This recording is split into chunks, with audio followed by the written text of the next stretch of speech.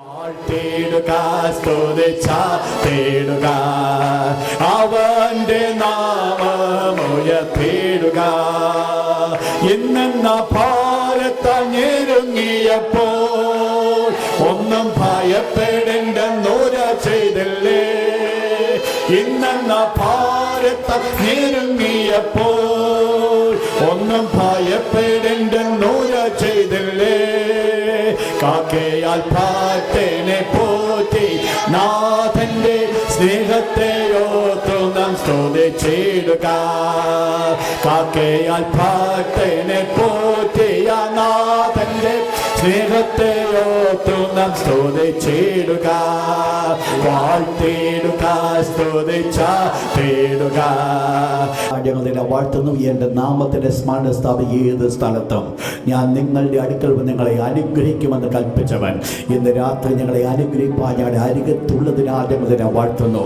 വിശ്വാസ കണ്ടുകൊണ്ട് ഞങ്ങൾ കാണുന്ന കർത്താവേ, ഞങ്ങൾ കാഴ്ചയാലല്ല നടക്കുന്നത്, വിശ്വാസത്താൽ. ഇന്ന് രാത്രിയിൽ വളരെ പ്രധാനപ്പെട്ട ചിന്തയിൽ നമ്മൾ നിൽക്കുന്നു. വേഴ്സ് 29, 29-ാമത്തെ വാക്യം വായിച്ചാട്ട്. ആരെങ്കിലും ഒരാളുടെ ശബ്ദമുയർത്തി വായിച്ചാട്ട്. വിശ്വാസത്താൽ അവ കരയിലെന്ന പോലെ ചെങ്കടൽ കൂടെ നടന്നു. യെസ്, അത് മിസ്രൈമർ ചെയ്യുവാൻ നോക്കിയിട്ട് മുങ്ങിപ്പോയി. ശ്രദ്ധിക്കുക നിങ്ങൾ ഈ വേർഡ്. 28-ാമത്തെ വാക്യം പറഞ്ഞിരിക്കുന്നത് പ്രൊട്ടക്റ്റിംഗ് ബ്ലഡിനെ കുറിച്ചാണ്. സൂക്ഷിക്കുന്നതായിരിക്കുന്ന, സുരക്ഷിതമായി സംരക്ഷിക്കുന്നതായിരിക്കുന്ന രക്തം. എന്നാൽ 29-ാമത്തെ വാക്യം വിശ്വാസം സൂക്ഷിക്കുന്നു, സുരക്ഷിതമായി പരിപാലിക്കുന്നു. 29-ാമത്തെ വാക്യത്തിലേക്ക് നമ്മൾ കടന്നു വരുമ്പോൾ നമ്മൾ കാണുന്നത് സുരക്ഷിതമായിരിക്കുന്ന ഒരു വിശ്വാസത്തെ അല്ല. ആ വേർഡ് ഇപ്രകാരം പറയുന്ന വിശ്വാസത്താൽ എന്ത് സംഭവിച്ചു? അവർ കരയിൽ കൂടെ എന്ന പോലെ ചെങ്കടൽ കൂടെ നടന്നു. മിസ്രൈമർ അത് ചെയ്യുവാൻ നോക്കിയിട്ട് മുങ്ങിപ്പോയി. എന്താ ഇവിടുത്തെ വിശ്വാസം? ഇവിടുത്തെ പ്രത്യേകത ഇവിടെ പ്രത്യേകിച്ച് നിങ്ങൾ കാണേണ്ട ഒരു ഭാഗമുണ്ട്. 29-ാമത്തെ വാക്യം തുടക്കം പറയുന്നു, വിശ്വാസത്താൽ ആര്? അവർ എന്ന് പറഞ്ഞ ആര്? ഇതിനു മുൻപ് 28-ാമത്തെ വാക്യം വരെ പ്രതിപാദിച്ചു കൊണ്ടിരുന്നത് മോശയെക്കുറിച്ചാണ്. എന്നാൽ ഇവിടെ കടന്നു വരുമ്പോൾ അവർ എന്നുള്ള വേർഡിൽ നിന്ന് ഹോൾ ഇസ്രയേലൈറ്റ്സിനെ കുറിച്ച് ചൂണ്ടിക്കാണിക്കുന്നു. ഇസ്രായേൽ മക്കൾ പൂർണ്ണമായിട്ട് അവർ വിശ്വാസത്തിൻ്റെ ഒരു പ്രവൃത്തി അവർ കൂടെ വെളിപ്പെട്ടു. വാസ്തവത്തിൽ അവർ ചെങ്കടൽ കടക്കുവാൻ ഇടയായിത്തീർന്നത് നിങ്ങൾക്കറിയാം. അവർ ചെങ്കടലിൻ്റെ കരയ്ക്കൽ വന്നപ്പോൾ പിൻപിൽ മിസ്രൈം സൈന്യം കടന്നു വരുന്ന കാഴ്ച കണ്ട് അവർ പിറുപിറുത്തു. മോശയോട് അവർ നിലവിളിച്ചു, ദൈവത്തെ അവർ കുറ്റപ്പെടുത്തി. ഇതെല്ലാം അവരുടെ ജീവിതത്തിൽ ഉണ്ടായിരുന്നുവെങ്കിലും ഇസ്രായേൽ മക്കൾ ആ ചെങ്കടൽ കൂടെ നടക്കുവാൻ ഇടയായി തീർന്നത് വിശ്വാസത്തിൻ്റെ സ്റ്റെപ്പുകളായിരുന്നു എന്നുള്ളതാണ് നമ്മൾ പഠിക്കുവാനായിട്ട് പോകുന്നത്. ശ്രദ്ധിക്കുക നിങ്ങൾ വേർഡ്. അവർ എന്ത് ചെയ്തു? ഇവിടുത്തെ വിശ്വാസം എന്ന് പറയുന്നത് പ്രൊട്ടക്റ്റിംഗ് ഫെയ്ത്ത് അല്ല, പ്രിസർവിങ് ഫെയ്ത്ത്. നോട്ട് ചെയ്താൽ preserving faith. Faith that preserves. Faith that preserves. അവരെ കാക്കുകയായിരുന്നു, അവരെ സൂക്ഷിക്കുകയായിരുന്നു. എന്താ ഇവിടുത്തെ വിഷയം? നിങ്ങൾ മനസ്സിലാക്കണം. 2 കാര്യങ്ങളാണ് ഇവിടെ പറയുന്നത്. വിശ്വാസത്താൽ അവർ ചെങ്കടൽ, ഉണങ്ങിയ നിലത്തൂടെ എന്ന പോലെ ചെങ്കടൽ കൂടെ കടന്നുപോയി. മിസ്രൈമർ അത് ചെയ്യുവാൻ നോക്കിയിട്ട് മുങ്ങിപ്പോയി. 2 കൂട്ടം ആൾക്കാരെ ഇവിടെ കാണിക്കുന്നുണ്ട്. 1 ഇസ്രായേലൈറ്റ്സ്, 2 മിസ്രൈമർ. ഇവർക്ക് 2 പേരും ഈ ഉണങ്ങിയ നിലത്തൂടെ കടന്നു പോയെങ്കിലും 2 പേരുടെയും അനന്തര എഫക്റ്റ് 2 ആയിരുന്നു. 2 ശ്രദ്ധിക്കണം. ഇന്നത്തെ ക്ലാസ് 2 പ്രത്യേകമായിരിക്കുന്ന എഫക്റ്റുകളാണ് അവക്കുണ്ടായത്. ഇവിടെ നമ്മൾ ഒന്നാമത് കാണുവാൻ പോകുന്നത് വിശ്വാസത്താൽ അവർ ചെങ്കടൽ കൂടെ, കരയിൽ കൂടെ എന്ന പോലെ ചെങ്കടൽ കൂടെ നടന്നു. ഇസ്രായേൽ മക്കളെക്കുറിച്ച് പറയുകയാണ്, അവർ ചെങ്കടൽ കൂടെ നടക്കുവാൻ ഇടയായിത്തീർന്നത്. ഉണങ്ങിയ നിലത്തുകൂടെ അവരെങ്ങനെ നടക്കുന്നുവോ അതുപോലെയാണ് അവർ നടന്നത്. ഉണങ്ങിയ നിലം, നമ്മൾ നല്ലൊരു റോഡ് കണ്ടു, ആ റോഡിൽ കൂടെ നടക്കുന്നത് പോലെയാണ് ഇസ്രായേൽ മക്കൾ ചെങ്കടലിൻ്റെ നടുവിൽ കൂടെ നടന്നത്. എന്നാൽ ഈ വേർഡ് പറയുന്നു, ഈ ചെങ്കടൽ കൂടെ നടക്കുവാൻ ഇടയായിത്തീർന്നത് അവർ വെറുതെ അവരുടെ കാഴ്ചപ്പാട് കൂടി അല്ല അവർ നടന്നത്, പിന്നെയോ ബൈ ഫെയ്ത്ത്, വിശ്വാസത്താലാണ്. എന്ന് പറഞ്ഞാൽ ഇവർ നടക്കുന്ന നടപ്പിൽ ഇത് ഉണങ്ങിയ നിലം ആയിത്തീർന്നുവെങ്കിലും അവരുടെ മുൻപിൽ അവർക്ക് എന്തുണ്ടായിരുന്നു? വിശ്വാസത്തിൻ്റെ സ്റ്റെപ്പുകളാണ് അവർ വെച്ചത്. എന്ന് പറഞ്ഞാൽ നിങ്ങൾക്കറിയാം, ദൈവം മോശ മുഖാന്തരമായിട്ട് ഓൾറെഡി പറയുണ്ടായി, ഇതുവരെ ഇസ്രായേൽ ചെയ്തിട്ടില്ലാത്ത ഒരു കാര്യമാണ് ഞാൻ ചെയ്യാൻ പോകുന്നത്. ഞാൻ ഫറവോനെയും അവൻ്റെ സൈന്യത്തെയും ചെങ്കടൽ മുക്കിയിട്ടിട്ട് നിങ്ങൾ ഈ ശത്രുവിനെ കാണത്തില്ല എന്ന് കൽപ്പിച്ചുകൊണ്ട് ദൈവത്തിൻ്റെ വലിയ വിടുതലിൻ്റെ കരങ്ങൾ ദൈവം പ്രഖ്യാപിച്ച്, ദൈവം മോശ മുഖാന്തരമായിട്ട്, നിങ്ങൾക്കറിയാം ഈ ഭാഗം നിങ്ങൾ പഠിക്കുമ്പോൾ ഒന്ന് കടന്നു വന്നാട്ട് പുറപ്പാട് പുസ്തകം 14-ാം അധ്യായത്തിലേക്ക് കടന്നു വന്നാട്ട്, പുറപ്പാട് പുസ്തകം 14-ാം അധ്യായത്തിലേക്ക് കടന്നു വന്നാട്ട്, പുറപ്പാട് പുസ്തകം 14-ാം അധ്യായം. എന്താണ് ഈ ഭാഗം പറയുന്നത്? വേഴ്സ് 3-ാമത്തെ വാക്യം ഒന്ന് വായിച്ചാട്ട്, വേഴ്സ് 1-ാമത്തെ വാക്യം ഒന്ന് വായിച്ചാട്ട്. യഹോവ പിന്നെയും മോശയോട് കൽപ്പിച്ചതെന്തെന്നാൽ, നിങ്ങൾ തിരിഞ്ഞ് മിഗ്ദോലിനും കടലിനും മധ്യേ ബാൽ ശഫോന് സമീപത്തുള്ള പീഹ-ഹിരോത്തിനരികെ പാളയം. ദൈവം തന്നെ അവരോട് പറയുന്ന ഒരു കാര്യമാണ്, നിങ്ങൾ പീഹ-ഹിരോത്തിനെതിരെ പാളയം ഇറങ്ങണം. എന്തിനാണ് പാളയം ഇറങ്ങുവാൻ ദൈവം കൽപ്പിച്ചത്? ദൈവത്തിനറിയാം ഈ ഇസ്രായേൽ മക്കൾ മരുഭൂമിയിൽ ഉഴലുന്നുവെന്നുള്ള വാർത്ത കേട്ട് ഫറവോ രാജാവും അവൻ്റെ സൈന്യവും വീണ്ടും ഇവരുടെ പിന്നാലെ കടന്നു വരും. ഫറവോനെയും അവൻ്റെ സൈന്യത്തെയും പരിപൂർണമായി നശിപ്പിക്കുവാനുള്ള ദൈവത്തിൻ്റെ പദ്ധതി നിവർത്തിപ്പിക്കുവാൻ വേണ്ടിയാണോ ദൈവം അവരെ കൊണ്ട് അവിടെ പാർപ്പിച്ചത്? ശ്രദ്ധിക്കണം, ദൈവം അവരെ വെറുതെയല്ല കൊണ്ട് പാർപ്പിച്ചത്. ദൈവത്തിന് ശത്രുവിനെ ഉന്മൂലനാശം ചെയ്യുവാൻ ദൈവത്തിന് പദ്ധതിയുണ്ട്. അതിനനുസരണമായിട്ട് അവരെ പരിപൂർണമായി നശിപ്പിക്കുവാൻ വേണ്ടിയാണ് ദൈവജനത്തെ കൊണ്ട് ഇവിടെ പാളയമിറക്കിയത്. ശ്രദ്ധിക്കണം ദൈവമക്കൾ, ഇതിനകത്ത് ചില ശത്രുക്കൾ നമ്മൾ ചില സ്ഥാനത്ത് പാളയം ഇറങ്ങേണ്ടതായിട്ട് വന്നുവെങ്കിൽ ആ പാളയം ഇറങ്ങുന്ന സമയത്ത് ശത്രു പിന്നാലെ കടന്നു വരുന്നുവെങ്കിൽ ഒരു കാര്യം മനസ്സിലാക്കണം, ഈ സ്ഥാനത്ത് ദൈവം നമ്മളെ കൊണ്ട് പാളയം ഇറക്കിയിരിക്കുന്നത് വെറുതെ അല്ല. പിന്നെയോ നമ്മളെ പിന്നിട്ട് വരുന്ന ശത്രുവിനെ പരിപൂർണമായിട്ട് നശിപ്പിക്കുവാൻ സ്വർഗത്തിലെ ദൈവത്തിന് മനസ്സുണ്ട്. ദൈവത്തിന് ഓൾറെഡി ഒരു പ്ലാൻ ഉണ്ട്. എന്താണോ ഈ ശത്രുവിനെ കൊണ്ട് ദൈവം ചെയ്യുവാൻ പോകുന്നത്, എന്താണ് ദൈവം ചെയ്യുവാൻ പോകുന്ന കാര്യങ്ങൾ, അത് വ്യക്തമായിട്ട് നിറവേറ്റപ്പെടുവാനാണ് ദൈവം ഇവരെ കൊണ്ട് ഇവിടെ താമസിപ്പിച്ചെങ്കിൽ നിങ്ങൾ മനസ്സിലാക്കണം, ഇസ്രായേൽ ഗണത്തെ നമുക്ക് 2 ഗണമായിട്ട് കൂട്ടുവാൻ സാധിക്കും. നിങ്ങൾക്കറിയാം, ഈ ഇസ്രായേൽ മക്കൾ ഈ സ്ഥാനത്ത് ദൈവത്തോട് അവർ പിറുവിറുക്കുവാനായിട്ട് കാരണമായിത്തീർന്നു. അവർ കണ്ടത് എന്ത് കണ്ടു? ഫറവോ രാജാവ് പിന്നാലെ കടന്നു വരുന്ന ഒരു കാഴ്ച കണ്ടു.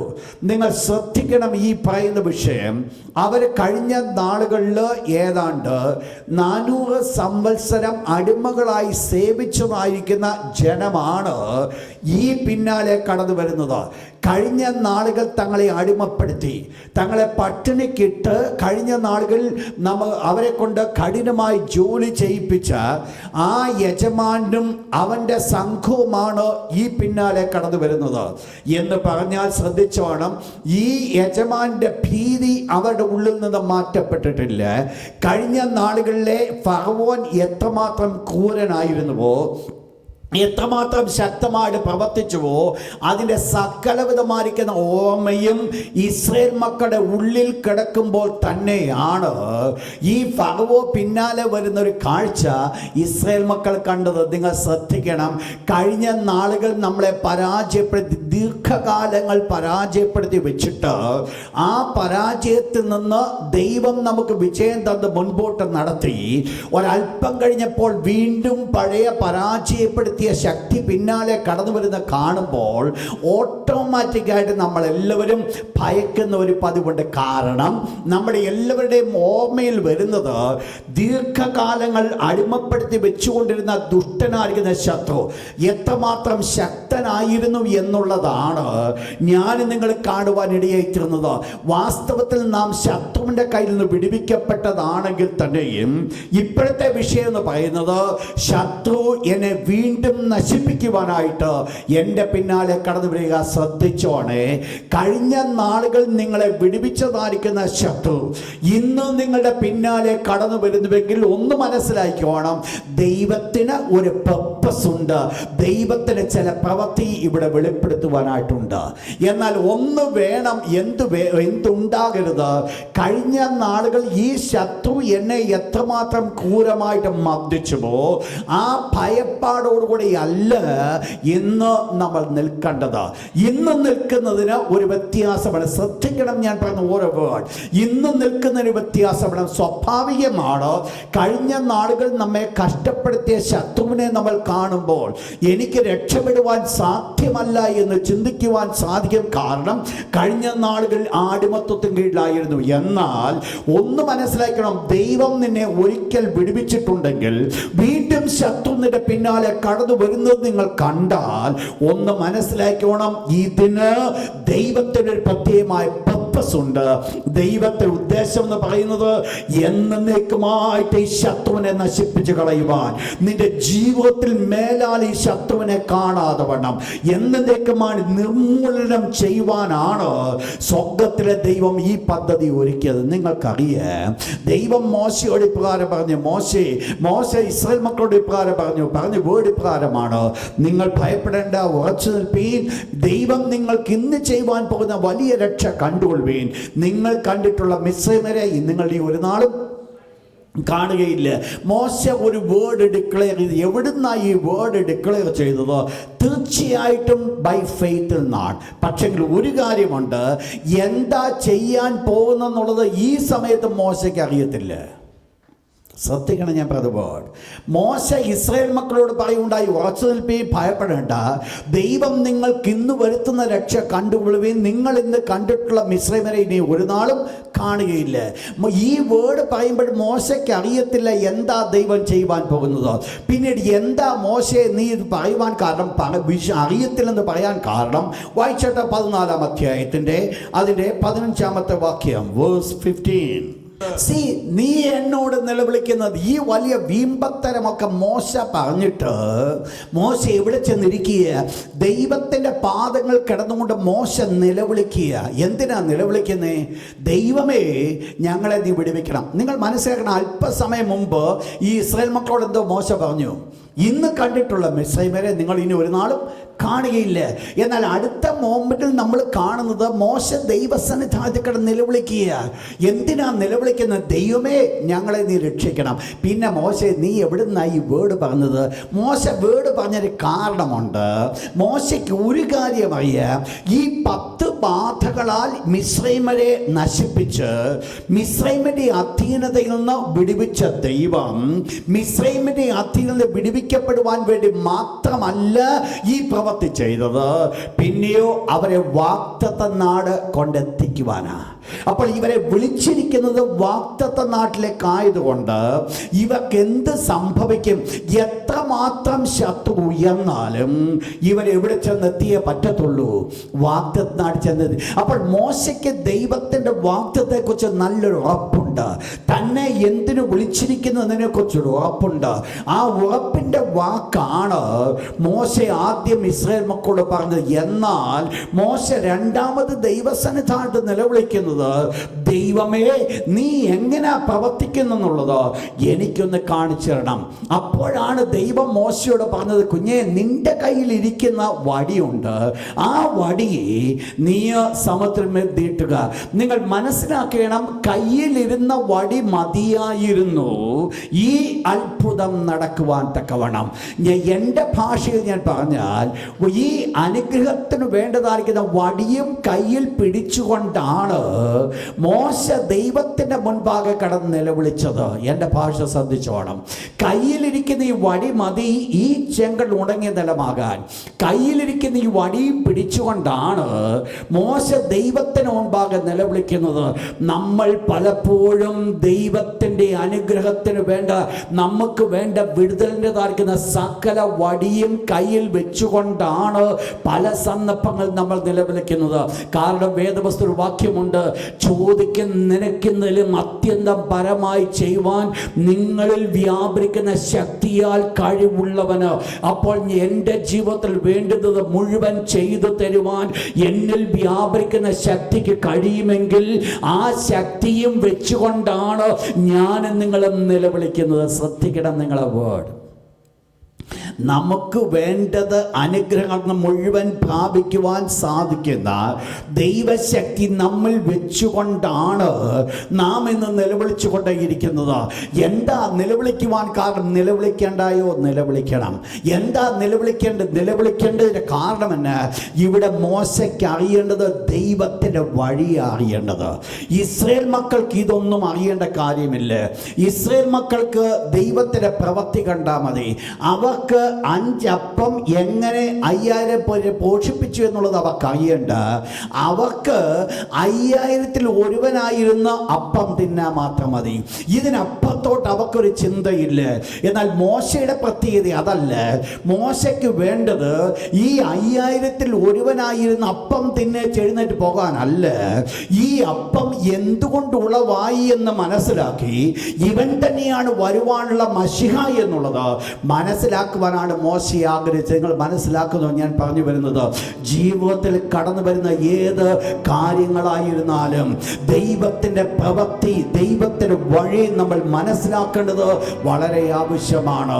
അതാണ് 103-ാം സങ്കീർത്തനം 7-ാം വാക്യത്തിൽ സങ്കീർത്തനക്കാരിപ്രകാരം പറയുന്നു, യഹോവ മോശയ്ക്ക് തൻ്റെ വഴിയും ഇസ്രായേൽ മക്കൾക്ക് തൻ്റെ പ്രവൃത്തികളെയും വെളിപ്പെടുത്തി.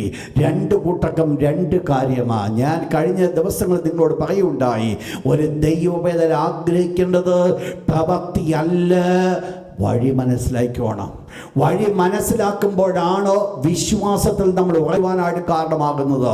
വഴി അറിയത്തില്ലെങ്കിൽ വിശ്വാസം ഉറയ്ക്കുവാൻ സാധ്യമല്ല. എന്താ ഇവിടുത്തെ വിഷയം? ഇവിടുത്തെ വിഷയം എന്ന് പറയുന്നത്, ഇവർ ചെങ്കടലിൻ്റെ കരക്കിലേക്ക് കടന്നു വരുവാൻ പോകുക. ദൈവം ഓൾറെഡി മോശയോട് പറഞ്ഞു, മോശയെ നിന്റെ കയ്യിലിരിക്കുന്ന വടി നീ കടലിലേക്ക് നീട്ട്, അത് ഉണങ്ങിയ നിലമായി തീരും. അപ്പോൾ എന്ത് സംഭവിച്ചു? ദൈവം കൽപ്പിച്ചതുപോലെ മോശ ആ വടി നീട്ടുവാനായിട്ട് കാരണമായി തീർന്നു. അതുകൊണ്ട് എന്ത് സംഭവിച്ചു? ഈ മിസ്രൈമിൻ്റെ കരങ്ങൾ രക്ഷപ്പെടാതെ വണ്ണം, ഇസ്രായേൽ മക്കളെ പ്രിസേർവ് ചെയ്യത്തക്കവണ്ണം സ്വർഗത്തിലെ ദൈവം ഒരു വഴി തുറന്നു കൊടുത്തു. സ്വർഗത്തിലെ ദൈവം അവർക്ക് വേണ്ടി ഒരു വഴി അങ്ങ് തുറന്നു കൊടുത്തു. അത് എതുവഴിയാണ് തുറന്നു കൊടുത്തത്? സമുദ്രത്തിൻ്റെ നടുവിൽ കൂടെ ഒരു നദി, ഒരു വഴി ഒരുക്കി കൊടുത്തു. ഈ വഴിയെക്കുറിച്ച് നമ്മളത് പഠിച്ചാൽ എങ്ങനെ ഈ വഴി എന്ത് സംഭവിച്ചു എന്നുള്ളത് നമുക്ക് മനസ്സിലാക്കുവാൻ സാധിക്കും. വായിച്ചാട്ട് അതിൻ്റെ ഒരു വാക്യത്തിലേക്ക് കടന്നു വന്നാട്ട് പുറപ്പാട് പുസ്തകം 14-ാം അധ്യായം 22-ാമത്തെ വാക്യം, വേഴ്സ് 22.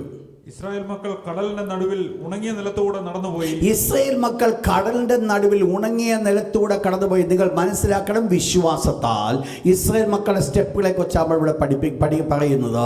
എന്ത് സംഭവിച്ചു? കടലിന്റെ നടുവിൽ കൂടെ ഉണങ്ങിയ നിലത്തൂടെ എന്ന പോലെ കടന്നുപോയി. 15-ാം അധ്യായം പുറപ്പാട് 15-ാം അധ്യായം അതിൽ 8-ാമത്തെ വാക്യം വായിച്ചാട്ട്. നിന്റെ മൂക്കിലെ ശ്വാസത്താൽ വെള്ളം കുന്നിച്ചുകൂടി. നിങ്ങൾ മനസ്സിലാക്കണം, എന്താണ് ചെങ്കടലിന് സംഭവിച്ചത്? നിന്റെ മൂക്കിലെ ശ്വാസത്താൽ എന്ത് സംഭവിച്ചു? വെള്ളം കുന്നിച്ചുകൂടി. പ്രവാഹങ്ങൾ ചിറ പോലെ നിന്നു. ആഴങ്ങൾ കടലിന്റെ ഉള്ളിൽ ഉറച്ചു നിന്നു എന്ന് പറഞ്ഞാൽ വെള്ളം ഫ്രീസായിരുന്നു. അപ്പൊ എന്ത് സംഭവിച്ചു? ഇസ്രായേൽ മക്കൾ മോശ മുഖാന്തരമായിട്ട് ചെങ്കടലിന് നേരെ ഈ വടി നീട്ടപ്പെട്ടതായ സമയത്ത് ചെങ്കടലിന് സംഭവിച്ചത് ഇത് ഒരു ചിറ പോലെ വെള്ളം പൊങ്ങി നിന്നു. അത് മാത്രമല്ല, ഇത് ഒരു ഐസ് പോലെ ആയിട്ടിരുന്നു. വായിച്ചിട്ട് ഒരു വാക്യം കൂടെ, Psalm 78 verse 13, 78-ാം സങ്കീർത്തനം 13-ാമത്തെ വാക്യം.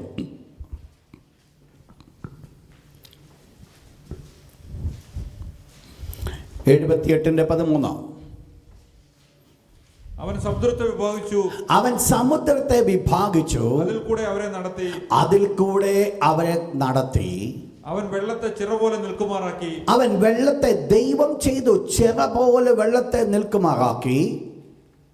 പകൽ സമയത്ത് അവൻ മതി. 106-ാം സങ്കീർത്തനം 9-ാമത്തെ വാക്യം, Psalms 106 verse 9. അവൻ ചെങ്കടലിനെ ശാസിച്ചു, അത് ഉണങ്ങിപ്പോയി. അപ്പോൾ വാസ്തവത്തിൽ എന്താ സംഭവിച്ചത്? മോശ ഈ വടി നീട്ടിയതായിരിക്കുന്ന സമയത്ത് നിങ്ങൾക്കറിയാം, ഈ വടി ഒരത്ഭുതത്തിന്റെ വടിയാണ്. ഈ വടിയുടെ ശക്തി കൊണ്ടല്ല ഈ അത്ഭുതം നടന്നത്. പിന്നെയോ ദൈവം മോശയെ ഇസ്രായേൽ മക്കളെ വിടുവിക്കുവാൻ വേണ്ടി അയച്ചപ്പോൾ ദൈവത്തിൻ്റെ പ്രസൻസ് വെളിപ്പെടുത്തുവാൻ തക്കവണ്ണം ദൈവം കൊടുത്തതാണ് ഈ വടി.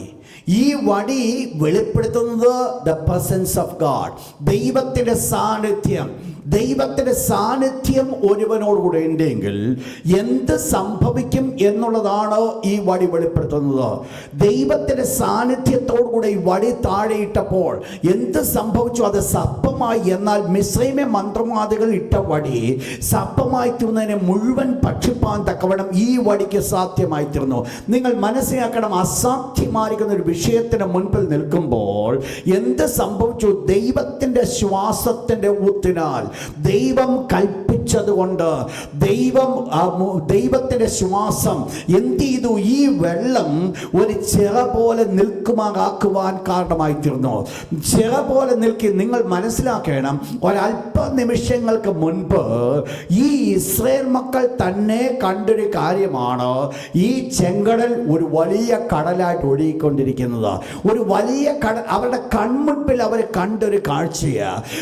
ഒരല്പം മിനിറ്റ് കഴിഞ്ഞപ്പോൾ ഇവര് കാണുന്ന ഒരു കാഴ്ച, ഈ ചെങ്കടൽ ഒരു ചിറ പോലെ നിന്നിട്ട് ഉണങ്ങിയ നിലം അതിനാ നടുവിൽ കൂടെ കടന്നു വരികയാണ്. നിങ്ങൾ ശ്രദ്ധിച്ചോണം, ഞാൻ പറയാൻ പോകുന്ന വേർഡ്, ഇസ്രായേൽ മക്കൾ അതിൻ്റെ നടുവിൽ കൂടെ കടന്നു പോയത് ചെങ്കടലിന്റെ വെള്ളം ഉള്ള സമയത്തല്ല. ഇത് ചിറ പോലെ നിൽക്കുന്ന സമയത്താണ് ദൈവം ഇസ്രായേൽ മക്കളോട് പറഞ്ഞത്, നിങ്ങൾ ഇതിൻ്റെ നടുവിൽ കൂടെ നടക്കാൻ പറഞ്ഞത്. ഇവർ ഇതിൻ്റെ നടുവിൽ കൂടെ നടന്നത്, ദൈവത്തിന്റെ തിരുവചനം പറയുന്നു, അവർ നടന്നത് വിശ്വാസത്താലാണ്. എന്ന് പറഞ്ഞാൽ ഈ ഇസ്രായേൽ മക്കളുടെ 6 ലക്ഷം പുരുഷന്മാർ അടക്കപ്പെട്ടതായിരിക്കുന്ന സംഘം ഈ ചെങ്കടലിന്റെ ഒരു വാതുക്കൽ വന്ന്, അല്ലെങ്കിൽ ചെങ്കടൽ ക്രോസ് ചെയ്യുവാനായിട്ട് കാല് ചവിട്ടുന്ന സമയം മുതൽ അങ്ങ് എത്തുന്ന സമയം വരെ അവരുടെ എല്ലാവരുടെ ഉള്ളിൽ എന്തുണ്ടായിരുന്നു? വിശ്വാസമുണ്ടായിരുന്നു. വിശ്വാസത്തിന്റെ കാഴ്ചപ്പാടുകളാണ് അവർ വെച്ചത്. എന്തായിരുന്നു അവരുടെ വിശ്വാസ കാഴ്ചയോട് വെച്ചത്? ഈ ചെങ്കടൽ നിങ്ങൾ മനസ്സിലാക്കണം, ഇതൊരു ചിറ പോലെ നിൽക്കുക.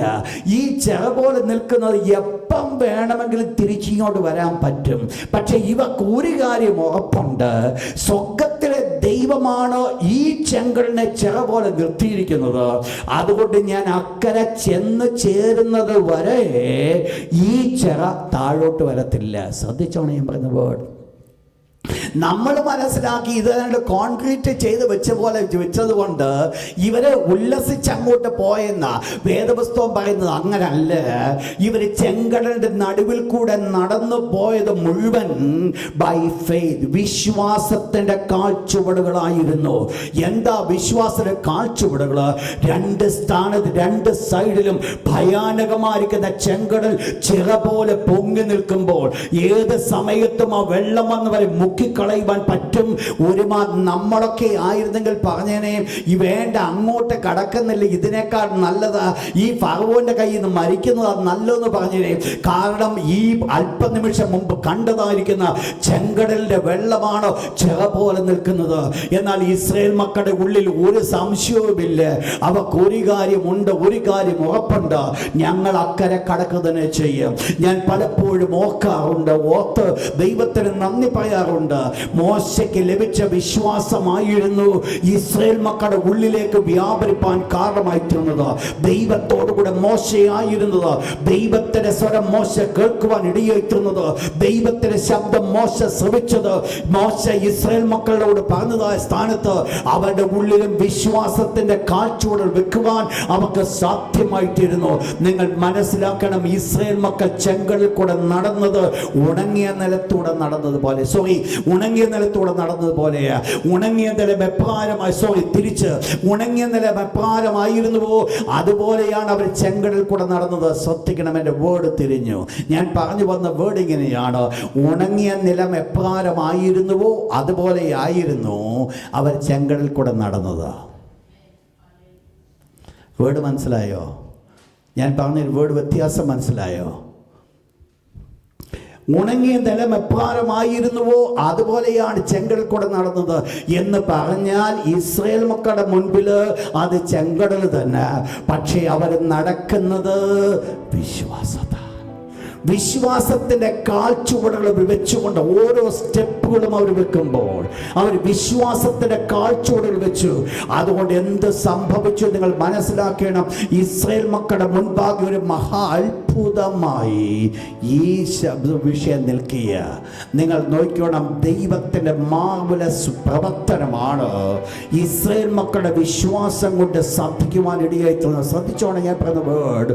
ഇസ്രായേൽ മക്കൾ എന്ത് ചെയ്തു? അവർ കാൽച്ചുവടുകൾ മുൻപോട്ട് വെച്ചു. വായിച്ചോട്ടെ, പുറപ്പാട് 14-ാം അധ്യായം, പുറപ്പാട് 30-31 വാക്യം. യഹോവ ആ ദിവസം ഇസ്രായേലിയരെ മിസ്രയീമിന്റെ കയ്യിൽ നിന്ന് രക്ഷിച്ചു. Praise God.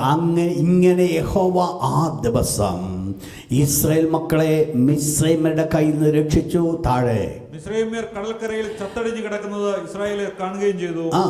യഹോവ മിസ്രയീമ്യരിൽ ചെയ്ത ഈ മഹാപ്രവൃത്തി, ഇതാണ് മഹാപ്രവൃത്തി.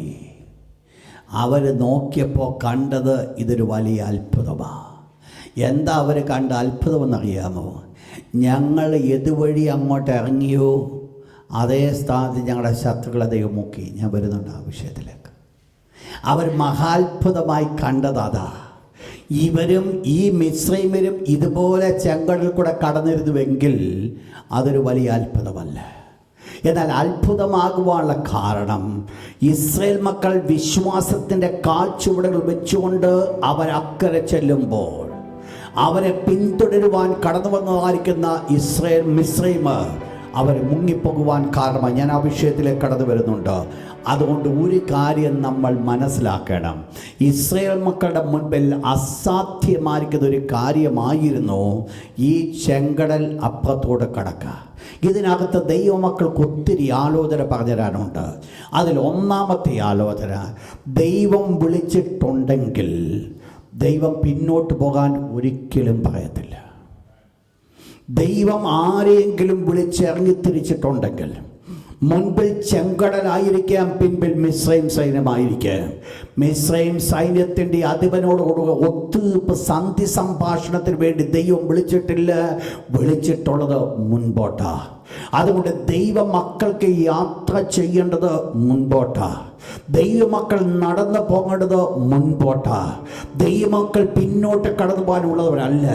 നിങ്ങളുടെ മുൻപിൽ പ്രശ്നങ്ങൾ കൂമ്പാരമായിട്ട് കൂടിയെന്നിരിക്കുക. മനസ്സിലാക്കിക്കോണം, ദൈവത്തിൻ്റെ വിടുതലും അത്ര അത്ഭുതമായിരിക്കും. നമ്മുടെ ജീവിതത്തിൻ്റെ പ്രശ്നം എത്ര വലുതാകുന്നുവോ അതുപോലെ ആയിരിക്കും ദൈവത്തിൻ്റെ വിടുതലിൻ്റെ പ്രവർത്തനം വെളിപ്പെടുന്നത്. നിങ്ങൾ മനസ്സിലാക്കണം, ഈവൻ നിങ്ങൾ ഒന്ന് ചിന്തിച്ചു കഴിഞ്ഞാൽ ഈ സംഭവം തന്നെ ഇസ്രായേൽ മക്കൾ കൈവശമാക്കുവാൻ ആഗ്രഹിച്ച ജാതികൾക്ക് വരെ ഭയപ്പെട കൊണ്ടുവരത്തക്കവണ്ണം ദൈവത്തിൻ്റെ ഈ ഒരു പ്രവൃത്തി അവർക്ക് മതിയായിരുന്നു. അപ്പോൾ ശ്രദ്ധിക്കുക, എന്താ എൻ്റെ ഒന്നാമത്തെ വിഷയം എന്ന്? ഒന്നാമത് ദൈവം വിളിച്ചിരിക്കുന്നത് നോട്ട് ചെയ്തോണേ. ദ ഫസ്റ്റ് പോയിന്റ്, ദൈവം വിളിച്ചിരിക്കുന്നത് മുൻപോട്ട് പോകാനാ. God called to proceed. ദൈവം നമ്മെ സഹായിപ്പാൻ നമ്മോടുകൂടെ ഉണ്ടെങ്കിൽ ഈ ലോകത്തിൻ്റെ എത്ര വലിയ ദുഃഖടങ്ങളും നമുക്കൊരു ദുഃഖടമല്ല. ബട്ട് ഇത് ഇസ്രായേൽ മക്കളുടെ വിഷയമാണ്. എന്നാൽ ഇവിടെ അത് മാത്രമല്ല, വിശ്വാസത്താൽ അവരെന്ത് സംഭവിച്ചു? ഇസ്രായേൽ മക്കൾ കരയിൽ കൂടെ എന്ന പോലെ ചെങ്കടൽ കൂടെ നടന്നു, അവരക്കരെ കടന്നു. പക്ഷെ വേറൊരു സംഭവം സംഭവിച്ചു. മിസ്രൈമ്യർ അത് ചെയ്യുവാൻ നോക്കിയിട്ട് അവർ മുങ്ങിപ്പോയി. നിങ്ങൾ മനസ്സിലാക്കണം, ഇവരുടെ രണ്ടുപേരുടെയും പ്രവർത്തനത്തിൽ വ്യത്യാസമുണ്ട്. ഇസ്രായേൽ മക്കൾ നടന്നത് ബൈ ഫെയ്ത്ത്, ഈ ഈജിപ്ഷ്യൻസ് നടക്കുന്നത് അവരെ കണ്ടേച്ചാ നടക്കുന്നേ. അവർക്ക് ഫെയ്ത്തൊന്നുമില്ല. ഇവരെങ്ങനെ അക്കരെ ചെന്നൊന്നും അവർക്കറിയത്തില്ല. പക്ഷെ അവർക്ക് ഒരു കാര്യം അറിയാം, ഇവരാ കടന്നു. അവർ നോക്കുമ്പോൾ കാണുന്നത് ഇവർ നടക്കുന്നതാണ്. പക്ഷേ അവർക്ക് ഒരു സ്പെഷ്യാലിറ്റിയും അവർക്ക് ഫീൽ ചെയ്തില്ല. അവർ നോക്കുമ്പോൾ ചെങ്കടൽ രണ്ട് ചിറ പോലെ നിൽക്കുക, ഉണങ്ങിയ നിലമായി കിടക്കുക, വളരെ സ്മൂത്തായിട്ട് ഇസ്രായേൽ മക്കൾ പോവുക. പക്ഷെങ്കിൽ ഒരു കാര്യം നമ്മൾ മനസ്സിലാക്കണം, ഫെയ്ത്ത് കൊണ്ട് ഒരു വ്യക്തി ചെയ്യുന്ന കാര്യം ഫെയ്ത്ത് ഇല്ലാത്തവൻ ചെയ്താൽ ഒരു ഗുണം ഉണ്ടാകത്തില്ല. മനസ്സിലാകുന്ന ഞാൻ പറഞ്ഞു വരുന്നേ? ദൈവത്തിൻ്റെ ദാസനോട് പറയുകയാണ്, വിശ്വാസത്താൽ അവർ കരയിൽ കൂടെ എന്ന പോലെ ചെങ്കടൽ കൂടെ നടന്നു. പക്ഷെ മിസ്രൈമർ അത് ചെയ്യുവാൻ നോക്കിയിട്ട് അവർ മുങ്ങിപ്പോയി. അപ്പോൾ മിസ്രൈമർക്ക് എന്തില്ല? വിശ്വാസമില്ല. പക്ഷേ അവർക്കറിയാമായിരുന്നു എന്തുവാ, ഇവരിൽ നടക്കുന്ന പോലെ നമ്മളും നടക്കുമെന്ന്. ശ്രദ്ധിച്ചോണേ ദൈവ പൈതലേ, ഇവിടെ എന്താ വിഷയമെന്നാ? ഒരു വ്യക്തി വിശ്വാസം നടക്കുന്നു, മറ്റേ വ്യക്തി വിശ്വാസത്തിൻ്റെ നടക്കുന്നത് കണ്ടോണ്ട് നടക്കാൻ പോകുന്നു. ശ്രദ്ധിച്ചോണേ ഞാൻ പറഞ്ഞ വേർഡ് ശ്രദ്ധിച്ചോണേ. ഒരു വ്യക്തി വിശ്വാസത്തിൻ്റെ സ്റ്റെപ്പ് നടക്കുന്നു, മറ്റേ വ്യക്തി വിശ്വാസത്തിൻ്റെ സ്റ്റെപ്പല്ല നടക്കുന്നത്, വിശ്വാസത്തിൻ്റെ സ്റ്റെപ്പ് വെച്ചിരിക്കുന്നവനെ കണ്ടുകൊണ്ട് നടക്കുന്നു. ഇവൻ ചിന്തിക്കുന്ന എന്നാന്നറിയാമോ? ഇത്രയും നാളും ഞങ്ങളുടെ അടിമയായി വീട്ടിൽ പണി ചെയ്തുകൊണ്ടിരുന്നവന് അത് നടക്കാൻ പറ്റിയാൽ പിന്നെ എനിക്കെന്ത് ചെയ്തുകൂടാ? സഹോദര, സൂക്ഷിക്കണേ, പറ്റത്തില്ല. എന്തായിരുന്നു ഇവരുടെ ജീവിതത്തിൽ ഉണ്ടായിരുന്നത്? നിങ്ങൾ മനസ്സിലാക്കണം. ഒന്ന്, അവരുടെ ഉള്ളിൽ, ഇസ്രായേൽ മക്കളുടെ ഉള്ളിൽ വിശ്വാസത്തിൻ്റെ പ്രവൃത്തി വെളിപ്പെട്ടപ്പോൾ മിസ്രൈമ്യരുടെ ഉള്ളിൽ വെളിപ്പെട്ടത് വിശ്വാസത്തിൻ്റെ പ്രവൃത്തിയല്ല, പ്രസംഷ്യസിൻ. എനിക്കും ഇത് ചെയ്യാൻ പറ്റും, എനിക്കും ഇത് മുമ്പോട്ട്. ഇവർക്കറിയത്തില്ല എന്താണ് വിശ്വാസം, ഇവർക്ക് അറിയത്തേ ഇല്ല. നിങ്ങൾ മനസ്സിലാക്കുന്നത് ഞാൻ പറഞ്ഞു വരുന്നത് വിശ്വാസത്തിൻ്റെ ഒന്നും ഇവർക്ക് അറിയത്തില്ല. പക്ഷെങ്കിൽ ഇവർക്ക് ഒരു കാര്യം ഇവർക്കറിയാം, ഇത്രയും നാളും ഞങ്ങളുടെ അടിമയായിരുന്ന ഇവർക്കിത് ചെയ്യാമെങ്കിൽ എനിക്കിത് ചെയ്യാൻ പറ്റും. ശ്രദ്ധിച്ചോണേ, എന്ത് സംഭവിച്ചു? വിശ്വാസത്തിൻ്റെ സ്റ്റെപ്പ് വെച്ചവൻ അക്കരെ ചെന്നുവെങ്കിൽ വിശ്വാസമില്ലാതെ സ്റ്റെപ്പ് വെക്കുന്നവൻ വഴിയിൽ വെച്ച് മുങ്ങിപ്പോകും. വല്ലവൻ്റെയും വിശ്വാസത്തിലാണ് നമ്മളൊക്കെ പ്രവർത്തിക്കാൻ ആഗ്രഹിക്കുന്നേ.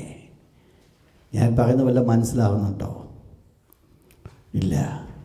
വല്ലവൻ്റെ വിശ്വാസത്തിലാണ് നമ്മൾ പ്രവർത്തിക്കാൻ ആഗ്രഹിക്കുന്നേ. വല്ലവൻ്റെ വിശ്വാസത്തിൽ പ്രവർത്തിച്ചാൽ ഒരിക്കലും നമുക്ക് അനുഗ്രഹിക്കപ്പെടത്തില്ല. നമ്മൾ നമ്മുടെ വിശ്വാസം നിൽക്കണം. മനസ്സിലായില്ല?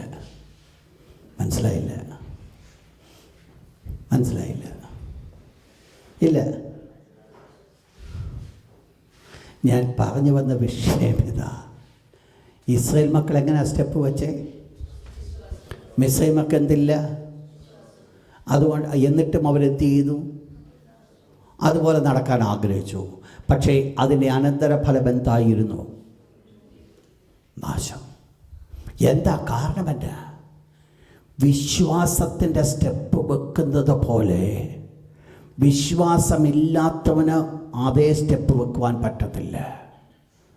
മറ്റ് വിശ്വാസത്താൽ നടക്കുന്നവരെ കാണുമ്പോൾ ചിന്തിക്കുമായിരിക്കും, അയ്യോ എത്ര നല്ലതാ, എത്രമാത്രം അനുഗ്രഹിക്കപ്പെട്ടതാ. പക്ഷെങ്കിൽ അതിനെ നമ്മൾ അല്ലെങ്കിൽ വിശ്വാസമില്ലാത്തൊരു വ്യക്തി അതിനെ ഒന്ന് പിന്തുടരുവാനായിട്ട് ആഗ്രഹിച്ചാൽ അതിൻ്റെ അനന്തരഫലം നാശമാണ്. എന്താ സംഭവിച്ചേ? നിങ്ങൾക്കറിയാം, ഇസ്രായേൽ മക്കളുടെ യാത്ര വളരെ സുഖമായിരുന്നു. എല്ലാം വളരെ സ്മൂത്തായിട്ട് പോയി. ഒരു ഈശാനുമൂലൻ കാറ്റടിച്ചു, ഇവരെല്ലാം നേരെ അക്കരെ ചെന്ന് കയറി. പക്ഷെങ്കിൽ മിസ്രൈമിൽ ഇറങ്ങിത്തിരിച്ച് ഒരു വെള്ളം ശരിയായിട്ട് മുങ്ങേണ്ട ഒരു സമയം കടന്നു വന്നപ്പം മുതൽ അവരുടെ പ്രശ്നം തുടങ്ങി. അതുവരെ ഇല്ല പ്രശ്നമൊന്നും. ഏതാ? ദൈവം ഇവരെ മുക്കിക്കളയാൻ പ്ലാൻ ചെയ്തിരിക്കുക. ഇവർ ശരിയായിട്ട് മുങ്ങേണ്ട സമയം വന്നപ്പോഴാണ് ലിറ്ററൽ പ്രശ്നം സ്റ്റാർട്ട് ചെയ്തത്. എന്തോ തുടങ്ങി, അവരുടെ ചക്രങ്ങളുടെ ഓട്ടത്തെ ഒന്ന് പ്രയാസമാക്കി. ദൈവമൊന്ന് തൊട്ടു. അതുകൊണ്ട് എന്തുവായി? അന്നേരേ അവർ മനസ്സിലാക്കി, ഇത് ദൈവത്തിൻ്റെ കൈയാണ്. ഇനിയും മുമ്പോട്ട് പോകേണ്ട കാര്യമില്ല, പിന്നോട്ട് പോയാൽ മതി. ഇനി എന്തോ ചെയ്യാൻ പറ്റും? പിന്നോട്ട് പോകാൻ പറ്റുമോ, മുമ്പോട്ട് പോകാൻ പറ്റുമോ? എന്താ സംഭവിച്ചത്? നിങ്ങൾ മനസ്സിലാക്കിക്കോണം.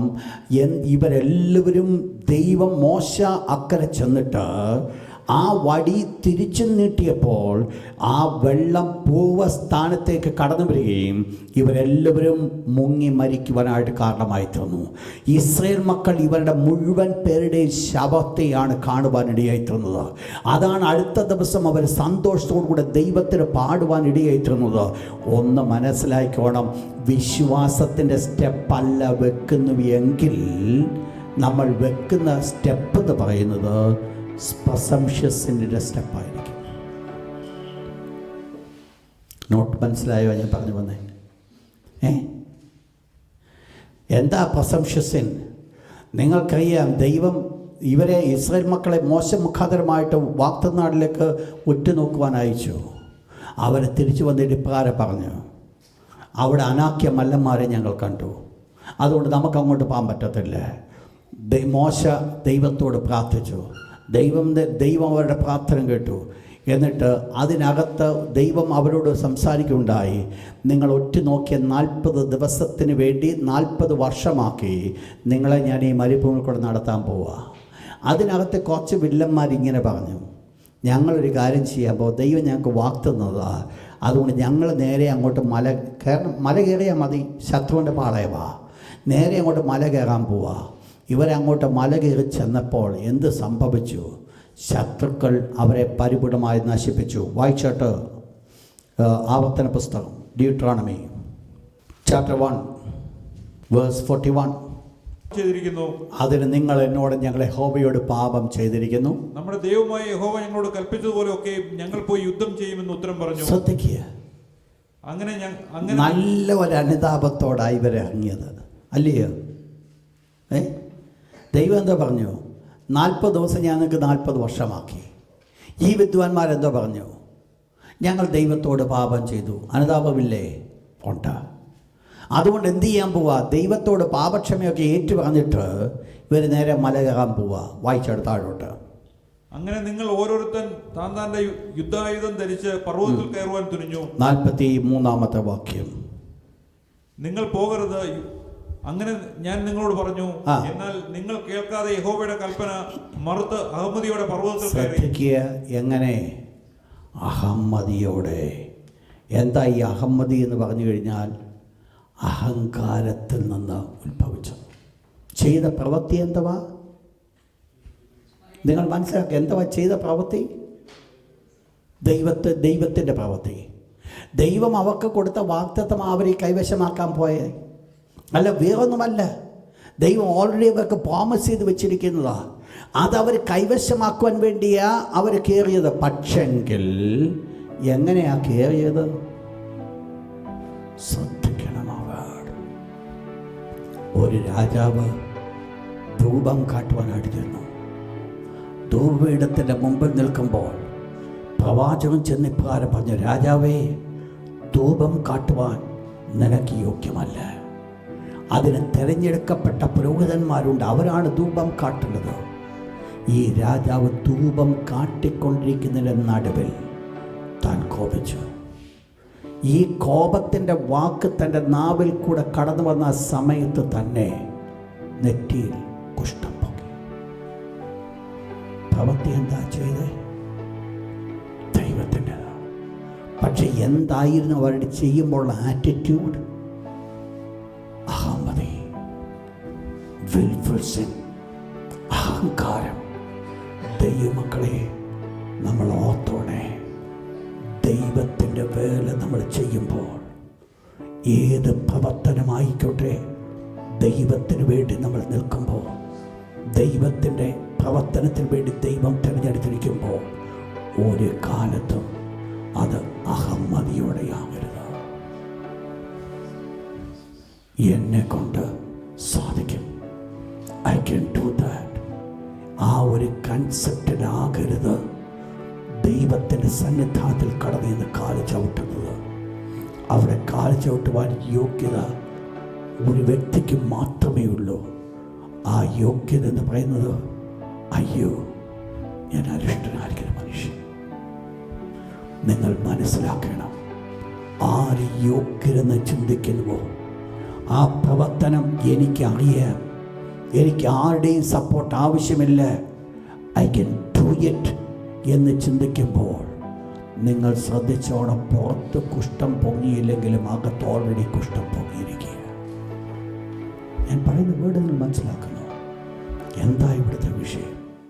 അഹമ്മതി, വിൽഫുള്ളായിട്ട് പ്രസംഷ്യസ്. ഇത് ആരുടെ ജീവിതത്തിൽ സംഭവിക്കുന്നു?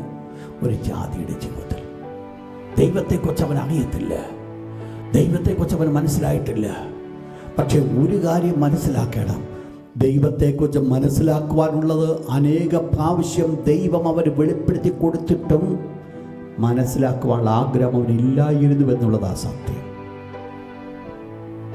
എന്താ സംഭവിച്ചത്? ഈ ഇസ്രായേൽ മക്കൾ ഇവിടെ വന്ന് മരിക്കേണ്ട കാര്യം വല്ലതും ഉണ്ടോ? അവർക്ക് ജീവിച്ചിരിക്കരുതാഞ്ഞോ? പക്ഷെ എന്താ സംഭവിച്ചത്? അവരുടേതായിരിക്കുന്ന അഹങ്കാരങ്ങൾ, ദൈവത്തിൻ്റെ പ്രവൃത്തി കണ്ടിട്ടും വിശ്വസിക്കാതിരുന്നത്, അവിശ്വസിച്ചത് അവരുടെ ജീവിതത്തിൽ നാശത്തിന് കാരണമായി തീർന്നു. ശ്രദ്ധിക്കുക ഈ വേർഡ്. വിശ്വാസത്തിൻ്റെ പ്രവൃത്തി വെളിപ്പെടുത്തുന്നത്, അത് വിശ്വാസമില്ലാത്തവർക്ക് അത് ചെയ്യുവാൻ സാധ്യമല്ല. അത് ചെയ്യുന്നുവെങ്കിൽ അത് നാശത്തിലേക്ക് മാത്രമേ. കാരണം അതിൻ്റെ പരിണിത ഫലം രണ്ടു പേർക്കും രണ്ട് അനുഭവങ്ങളാണ്. നിങ്ങൾക്കറിയാം, രണ്ടുപേര് കപ്പൽ പണിതു. ഒന്ന് ശലോമോൻ രാജാവ്, വേറൊന്ന് യഹോശാഫാത്ത് രാജാവ്. രണ്ടുപേരും കപ്പൽ പണിതിട്ട് കപ്പലിൽ അയച്ചു. പക്ഷെങ്കിൽ ശലോമോൻ്റെ കപ്പൽ പോയി മനോഹരമായിട്ട് പൊന്ന്, വെള്ളി മുതലായ കാര്യങ്ങളെ കൊണ്ടുവന്നു. യഹോശാഫാത്തിൻ്റെ കപ്പൽ പോയി വഴി വെച്ച് ഉടഞ്ഞു പോയി.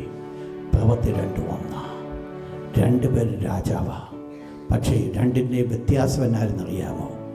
ഒന്ന് ദൈവത്തിന് ഹിതപ്രദാനം ചെയ്തു, മറ്റവൻ ദൈവത്തിന് ഹിതമല്ല നിവർത്തിച്ചത്. നിങ്ങൾ ശ്രദ്ധിച്ചോണം, പ്രവൃത്തി ഒന്നാ, അനന്തര ഫലം രണ്ടോ. പ്രവൃത്തി ഒന്നായതുകൊണ്ട് എനിക്കുമത് സംഭവിക്കുമെന്നല്ല. ആ പ്രവൃത്തി നന്നാകുവാനുള്ള കാരണമെന്ന് പറയുന്നത് വിശ്വാസത്തിൻ്റെ സ്റ്റെപ്പാണ്. അങ്ങനെയെങ്കിൽ എനിക്കും നിങ്ങൾക്ക് വേണ്ടത് ഈ ഇസ്രായേൽ മക്കളെ പോലെ വിശ്വാസത്തിൻ്റെ കാൽച്ചുവടന്ന് വെക്കുവാൻ സാധിക്കുമെങ്കിൽ, ഈ ചെങ്കടലിൽ പൊങ്ങി നിൽക്കുന്ന സ്ഥാനത്തും അവർക്ക് ഒരു കാര്യം ഉറപ്പുണ്ട്, ഞങ്ങളുടെ ദൈവം ഈ ചെങ്കടൽ വെള്ളം ഞങ്ങളുടെ മേൽ മുക്കുവാനായിട്ടിടയാകത്തില്ല, ഞങ്ങൾ അക്കരെ കടക്കുക ചെയ്യും. നമുക്കെല്ലാവർക്കും നമ്മുടെ കണ്ണുകളെ അടയ്ക്കുക. കർത്താവിൻ്റെ വിശുദ്ധ മുഖത്തെ കണ്ണുകൾ തിരിച്ചാട്ട്. ഹല്ലേലൂയ.